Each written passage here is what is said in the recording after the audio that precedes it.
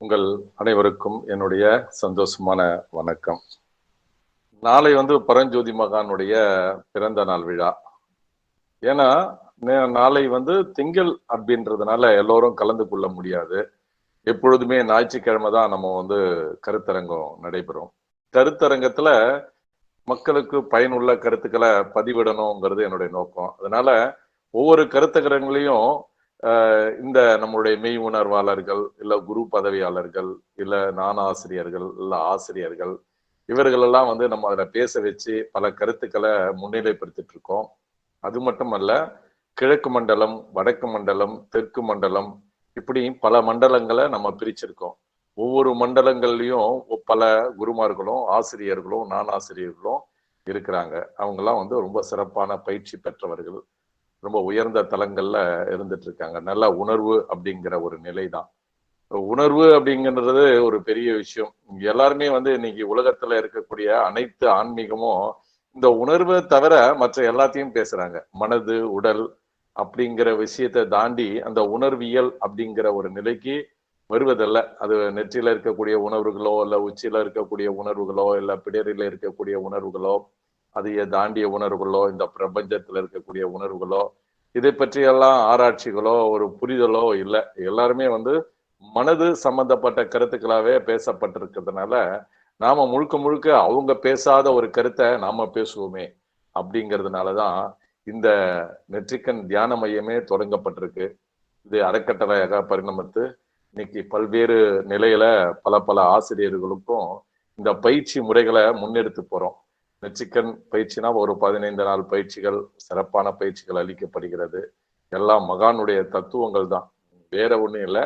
அதுல கொஞ்சம் ஆராய்ச்சிகள் செய்யப்பட்டிருக்கு, வேற ஒண்ணுமே இல்லை. மகான் சொல்லியிருக்காரு, எந்தெந்த காலகட்டத்திற்கு ஏற்றாற் போல நம்முடைய மக்களுக்கு தேவையான இந்த உணர்வுகளை, இந்த அறிவையும் ஞானத்தையும் கொடுக்கணும்னு சொல்லியிருக்காரு. அதனால அதே பாடங்களை அதே பக்குவமா நம்ம எடுத்து சொல்றதை விட அதுல இருந்த ஒரு விளக்கங்களையும் ஒரு புரிதலையும் இந்த காலகட்டத்திற்கு ஏற்ற போல நம்ம சொல்லணும் அப்படிங்கிறது. அந்த காலத்துல விளக்கு வச்சு எரிச்சிட்டு, விளக்கும் ஒரு ஒளிதான், அது நம்ம இல்லைன்னு சொல்லல.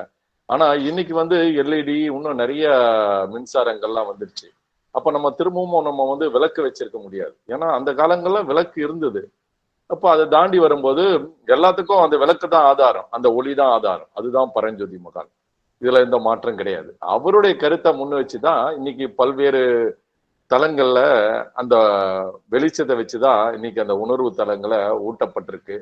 மெய் உணர்வு அப்படிங்கிற ஒரு மகா மந்திரம், அந்த உணர்வு தலம், அந்த உணர்வு எல்லாருக்கும் இருக்குதானா? இல்லை, அதுதான் உண்மை. அது பல பேருக்கும் அதை பத்தி என்னன்னே தெரியல. பல தியான முறைகளை கூட, ஆன்மீக வழியில கூட இந்த உணர்வு அப்படிங்கிற ஒரு நிலையே என்னன்னு எனக்கு தெரியல. மனசு நல்லா, ஏதாவது கேட்டா நீங்க தியானம் செய்யறீங்களே, உங்களுக்கு எப்படி இருக்கு? மனசு நல்லா இருக்கு, உடம்பு நல்லா இருக்கு அப்படின்னு மட்டும்தான் சொல்றாங்க. அதையும் கடந்த ஒரு விஷயம் இருக்கு அப்படிங்கிறத இல்லை. இதுதான் பரஞ்சோதி மகானுடைய உணர்வு. மெய் உணர்வாளர்களே அப்படின்னு சொல்லி, என் இருதய மலர்களே அப்படின்னு சொல்லுவார்.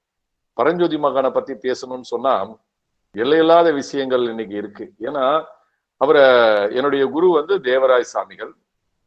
அவரை குருவா, எங்க குரு குருவா ஏற்றுக்கிறது பரஞ்சோதி மகான்.